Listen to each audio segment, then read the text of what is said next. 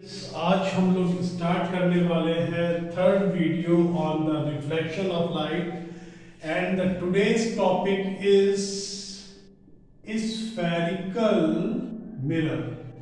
Mirror क्या होता है ये हम लोग पढ़ चुके हैं प्लेन मिरर में कि अगर ग्लास की प्लेट को एक तरफ से आप पॉलिश कर दिए सिल्वर तो अदर सरफेस जो होता है रिफ्लेक्टिंग बन जाता है। उसके लिए आप मेरे प्रीवियस वीडियोस देख सकते हैं। तो आज हम लोग पढ़ेंगे टर्मोलॉजी स्फेरिकल मिरर की और स्फेरिकल मिरर से जो रे डायग्राम्स है या जो रूल्स हैं रे डायग्राम्स के वो पढ़ेंगे। Image formation from the spherical mirror ये इस वीडियो में कंटेंट रहेगा और फिर फर्दर वीडियो होगा इसी के न्यूमेरिकल्स का। तो देखिए अगर ग्लास के एक हॉलो स्फीयर का एक एंड हम पॉलिश कर दें, जैसे कि मान लीजिए ग्लास का एक हॉलो स्फीयर है, इसके एक साइड अगर हम पॉलिश कर रहे हैं, अगर हम इनर सरफेस पॉलिश करते हैं तो जो रिफ्लेक्टिंग सरफेस होगा वो इसका बल्जिंग आउट, ये देखिए इस टाइप का रिफ्लेक्टिंग सरफेस बल्जिंग आउट होगा। रिफ्लेक्टिंग सरफेस जो होगा वो सेंटर से, स्फीयर का तो सेंटर होगा ही वो अवे, तो this kind of mirror is called convex mirror. और अगर हम स्फीयर का आउटर सरफेस पॉलिश करते हैं तो जो इनर हॉलो सरफेस है टुवर्ड्स द सेंटर वो रिफ्लेक्टिंग अगर है तो this kind of mirror is called concave mirror. ठीक है, तो इट मींस कि there are two type of spherical mirror, first is convex, second is concave. ठीक है, अब just because of their structure, क्योंकि इसका रिफ्लेक्टिव सरफेस बल्जिंग आउट है और इसका सरफेस जो है वो हॉलो इनसाइड है, तो इनके इस स्ट्रक्चर की वजह से जो दोनों का नेचर होता है वो डिफर होता है। तो चलिए जब नेचर डिस्कस करते हैं, तो क्योंकि कॉन्वेक्स का जो रिफ्लेक्टिंग सरफेस था वो बल्जिंग आउट था, इसलिए जब इस पे लाइट इंसिडेंट होती है तो ये लाइट को क्या करता है, ये लाइट को डाइवर्स करता है। तो कॉन्वेक्स का जो नेचर है वो कैसा है, divergent in nature, that is why convex mirror is called divergent mirror also. While concave mirror की बात करें तो कॉनकेव मिरर पे जब लाइट इंसिडेंट होती है तो उसके स्ट्रक्चर की वजह से, क्योंकि एज जो है वो बेंड है, तो ये लाइट को बेंड करते हैं, कन्वर्स करते हैं एक पॉइंट पे। क्योंकि इसका नेचर कन्वर्जेंट है इसलिए कॉनकेव को कन्वर्जेंट मिरर भी कहते हैं। जब हम लोग यूजेस पढ़ेंगे तो इसके डाइवर्जेंट नेचर की वजह से जो इसका यूज है एज ए डाइवर्जेंट मिरर और कन्वर्जेंट नेचर की वजह से कॉनकेव का जो यूज है ये हम लोग लेटर ऑन वीडियो में डिस्कस करेंगे। तो शुरू करते हैं टर्मिनोलॉजी ऑफ स्फेरिकल मिरर।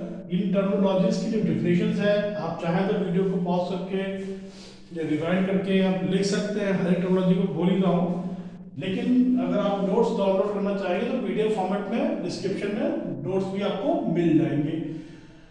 तो देखिए क्योंकि स्फेरिकल मिरर किसी हॉलो स्फीयर का ही पार्ट है, तो सबसे पहला जो आपका टर्म है वो है centre of curvature. Centre of curvature, तो चाहे वो कॉन्वेक्स हो या concave, both mirrors are the part of a hollow sphere.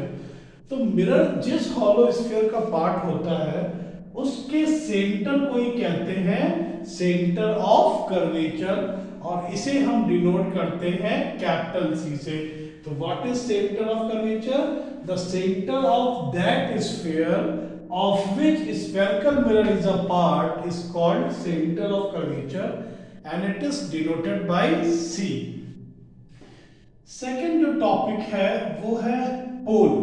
पोल क्या चीज है, तो देखिए अभी आपको देखिए ये आपको सर्किल इसलिए लग रहा है कि बोर्ड 2D है, स्फीयर तो 3D होता है, तो आपको ये जो आर्क बार बार लगना ये एक्चुअली आर्क नहीं है, ये स्फीयर का सरफेस है। तो जिस सरफेस से रिफ्लेक्शन हो रहा है उस सरफेस के सेंटर पार्ट को कहते हैं पोल। और जैसे आपने मैथ्स में पढ़ा है जो आपका रेफरेंस पॉइंट होता है ओरिजिन जहाँ से सारे डिस्टेंसेस मेजर करते हैं, वैसे यहाँ पे जो डिस्टेंसेस हम मेजर करेंगे न्यूमेरिकल करते समय ऑब्जेक्ट की या इमेज की या फोकस की, वो रेफरेंस पॉइंट जो है वो पोल ही है। तो द मिड पॉइंट या centre point of reflecting surface of mirror that is called pole, और पोल को किससे डिनोट करते हैं? पोल को डिनोट करते हैं P से, ठीक है। पोल की बात, नेक्स्ट टर्म है आपका radius of curvature, radius of curvature. तो क्या है रेडियस ऑफ कर्वेचर, देखते हैं। वैसे तो क्या, जिस भी स्फीयर का पार्ट है मिरर, उसी स्फीयर की रेडियस क्या होगी? Of course radius of curvature. तो क्योंकि मिरर का, अगर ये मिरर है ये, तो मिरर का पोल भी तो सिचुएटेड सरफेस पे ही होगा, तो पोल से सेंटर तक के डिस्टेंस को भी हम लिख सकते हैं क्या? Centre of curvature, sorry radius of curvature, और इसे हम किससे डिनोट करते हैं? R से। तो the distance between the pole and the centre of curvature is called radius of curvature. जो नेक्स्ट टर्म है वो है आपका अपर्चर। तो देखिए ज्योमेट्रिकल विड्थ जो होती है, जैसे आपका मिरर है, तो इसके दोनों एजेस के बीच की जो डिस्टेंस है, ये डिस्टेंस कहलाती है अपर्चर। अपर्चर जितना स्मॉल होगा रिफ्लेक्टिंग सरफेस भी उतना स्मॉल होगा। अगर अपर्चर लार्ज है तो रिफ्लेक्टिंग सरफेस का जो एरिया होगा वो सरफेस एरिया भी लार्ज होगा। अपर्चर के बाद अगर हम लोग बात करते हैं, नेक्स्ट जो टॉपिक है, काफी इंपॉर्टेंट टॉपिक है, वो है हमारा फोकस। कि क्या होता है फोकस, देखिए ध्यान से।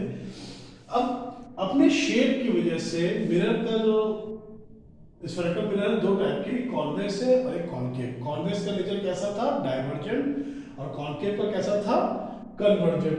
तो फोकस को कैसे डिफाइन किया गया है ये देखिए। अच्छा, फोकस से पहले एक छोटी सी डिफिनेशन रह गई है, वो है प्रिंसिपल एक्सिस। एक इमेजिनरी लाइन होती है। तो जैसे ये अगर मैंने एक मिरर प्लॉट किया है, ड्रॉ किया है, ये पोल है, और इसका, क्योंकि आप देखिए अगर मैं इसका कंप्लीट करूं तो इसका स्फीयर इस तरफ इस साइड कंप्लीट हो रहा है, तो सेंटर ऑफ कर्वेचर भी इसी साइड होगा, जाहिर सी बात है, क्यों भाई? तो सेंटर ऑफ कर्वेचर और पोल को ज्वाइन करती हुई जो इमेजिनरी लाइन पास हो रही है, यही लाइन कहलाती है प्रिंसिपल एक्सिस। क्या कहलाती है? Principal axis. तो फोकस को डिफाइन कैसे किया गया, देखिए जब डिस्टेंट रेज इंसिडेंट होती हैं तो वो पैरेलल ही होती हैं। प्रिंसिपल एक्सिस के पैरेलल रे जब इंसिडेंट हो रही है तो पैरेलल रे के लिए बीम भी ले सकते हैं। तो the ray incident parallel to principal axis intersect the principal axis. Convex में तो कन्वर्स करेगा भाई, कॉन्वेक्स में कैसा है? कन्वर्स है। तो जिस पॉइंट पर प्रिंसिपल एक्सिस को ये आफ्टर रिफ्लेक्शन इंटरसेक्ट कर रही है, दैट इज द फोकस। लेकिन यही अगर हम कॉन्वेक्स में देखें तो भाई कॉन्वेक्स का नेचर कैसा है? कॉन्वेक्स का जो नेचर है वो, तो कॉन्वेक्स का जो नेचर होता है वो होता है डाइवर्स करने का। अब अगर if a ray is incident parallel to principal axis convex, तो भाई वो डाइवर्स हो जाएगी, तो डाइवर्स रे तो इंटरसेक्ट करेगी नहीं। तो अगर हम इसको अपीयर कराएं, जिस पॉइंट पे अपीयर कर रहा है ये इसका फोकस होगा। तो आप देख सकते हैं या फोकस की डेफिनेशन है क्या है? The ray incident parallel to principal axis intersect और appear to intersect at which point after reflection. किसको intersect? Intersect to principal axis, that is called focus. The ray incident parallel to principal axis intersect or appear to intersect it after reflection, that is called focus। और focus को हम denote करते हैं किससे? Capital F से। अब जैसे focus जो पॉइंट है क्यों इंपॉर्टेंट मैंने आपको बताया, तो अभी जैसे नेचर की हम लोग बात कर रहे थे, कॉन्वेक्स का नेचर होता है डाइवर्स करने का, कॉन्केव का नेचर होता है कन्वर्स करने का।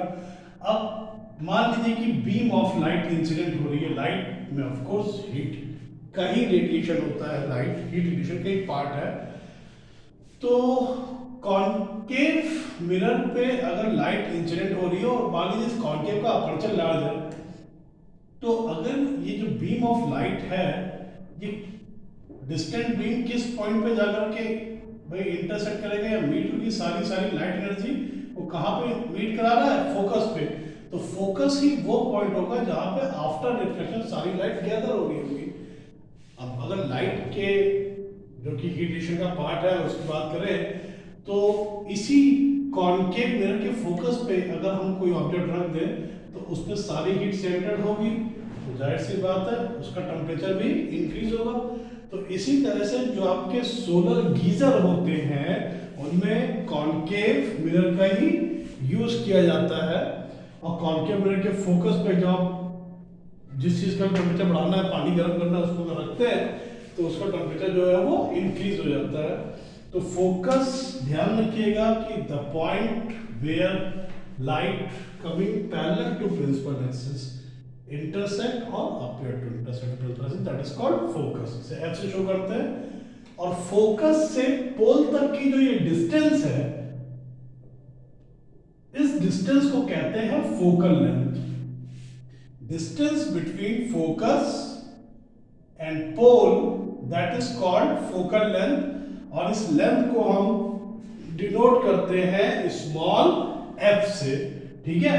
अब क्या होगा अगर रे पैरेलल तो है, डिस्टेंस ऑब्जेक्ट से आ रही है, दूर से आ रही है, लेकिन प्रिंसिपल एक्सिस के पैरेलल नहीं है, फिर कहां मीट करेंगी? तो अगर इसको आप देखें, क्योंकि हम लोग अगला जो पॉइंट टर्म पढ़ने जा रहे हैं वो है आपका फोकल प्लेन।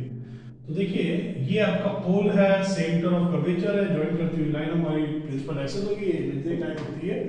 तो इस बार क्या है, रेस पैरेलल तो इंसिडेंट हो रही है, डिस्टेंट ऑब्जेक्ट से अगर आ रही है, दूर से आ रही है, तो ऑफ कोर्स रे पैरेलल तो होंगी, लेकिन ये रे प्रिंसिपल एक्सिस के पैरेलल नहीं है।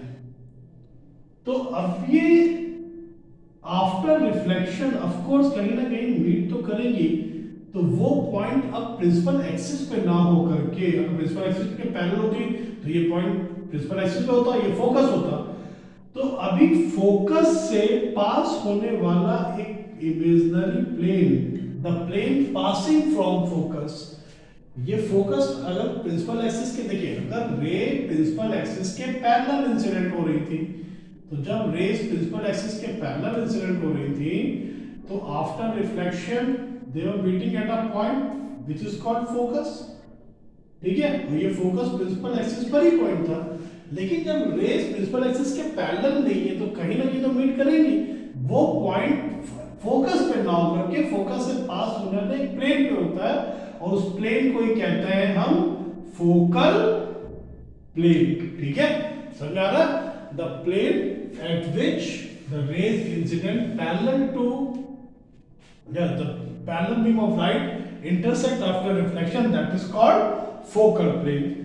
तो इन टर्मिनोलॉजीज को आप नोट डाउन कर सकते हैं, डिस्क्रिप्शन बॉक्स में नोट्स पीडीएफ फॉर्म में दे रखे हैं, और मैं तो सजेस्ट करूंगा कि डाउनलोड करके लर्न करते रहिए साथ साथ। तो फोकल लेंथ फोकस से पोल तक की डिस्टेंस थी, और रेडियस ऑफ कर्वेचर डिस्टेंस थी पोल से सेंटर ऑफ कर्वेचर तक की। तो इनके बीच रिलेशन है, वो रिलेशन ड्राइव करने जा रहे हैं हम लोग, relation between focal length small F मतलब focal length and radius of curvature capital R. Reflection के लॉज आपने पिछले वीडियोस में पढ़े होंगे।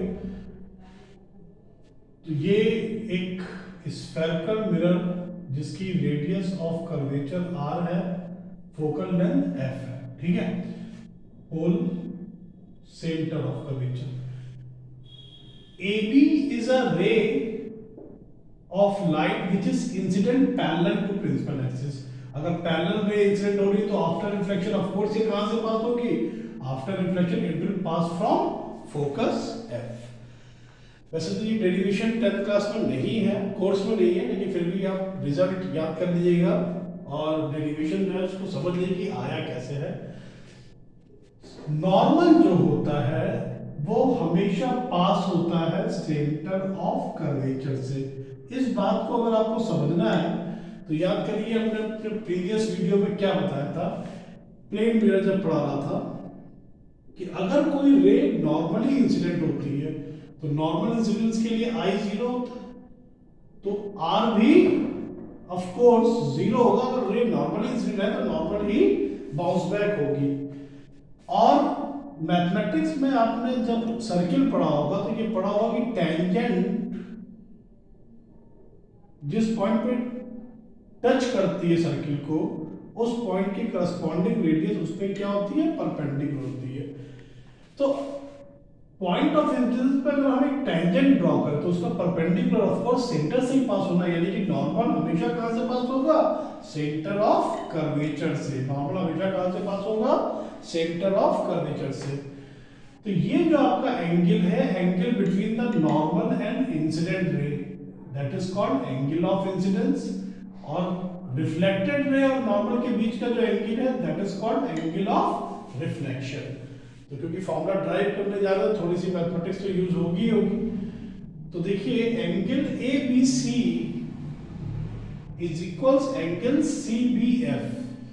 सी B F, what is the reason, because angle I is equals to angle R, law of reflection है ये। इसके बाद ए बी पैरेलल है प्रिंसिपल एक्सिस के, तो एंगल ए बी सी, ये एंगल इस एंगल बी सी एफ के भी इक्वल होगा। ठीक है, क्यों इक्वल होगा भाई, alternate interior angles when two parallel lines are intersected by a transversal then the alternate interior angles are equal. बहुत नॉर्मल सी प्रॉपर्टी, छोटी क्लास में पढ़ी होगी। अब ABC इसके भी इक्वल है और ABC इसके भी इक्वल है, तो अगर हम कंपेयर करें इन दोनों इक्वेशंस को तो हम लिख सकते हैं कि CBF और एंगल BCF, यानी ये दोनों एंगल्स भी क्या है, इक्वल है। तो नाउ इन ट्रायंगल CFB अगर ये एंगल्स इक्वल है, एंगल CBF इक्वल है BCF के, तो उनके सामने की जो साइड है CF और FB भी इक्वल होगी। ट्रायंगल की प्रॉपर्टी है, आइसोसेलेस ट्रायंगल में अगर बेस एंगल इक्वल, सामने की साइड क्या होगी, इक्वल होगी। अभी इसमें एक पॉइंट आपको जो बताने जा रहा हूं कि FB जो है वो ऑलमोस्ट FP के इक्वल हम ले सकते हैं अगर अपर्चर स्मॉल है तो। इफ अपर्चर इज स्मॉल, यही एक पॉइंट है जो तुम्हें रखना पड़ेगा। तो FB is almost equal to FP, तो हम लिख सकते हैं CF किसके इक्वल है भाई, FP के।